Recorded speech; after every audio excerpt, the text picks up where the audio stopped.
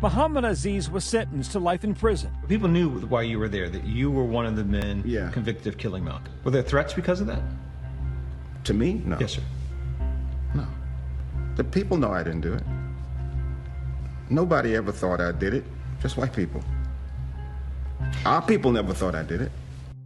In 1977 and 78, Talmadge Hayer, the man who years ago confessed to killing Malcolm X, signed affidavits saying not only did Islam and Aziz not kill Malcolm X, he for the first time named his co-conspirators.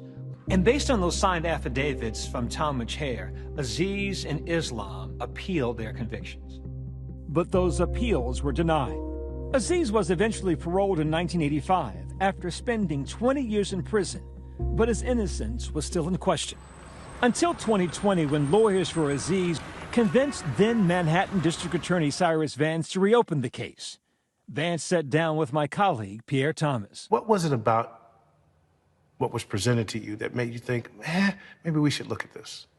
Clearly, the Malcolm X case was, and his assassination was hugely important historically. The amount of information here is like nothing we've ever seen in a wrongful conviction case. The joint team found evidence that the FBI had withheld documents that could have exonerated Aziz and Islam. It appeared to have been withheld intentionally. Was it coming from the top? Clearly, J. Edgar Hoover had, in the FBI records, had apparently issued orders that information was not to be shared with the NYPD. Why that was being done? Presumably for no good reason. Aziz's conviction had relied on eyewitness testimony, now discredited. Now we know we had no evidence about what kind of identification procedures actually had happened.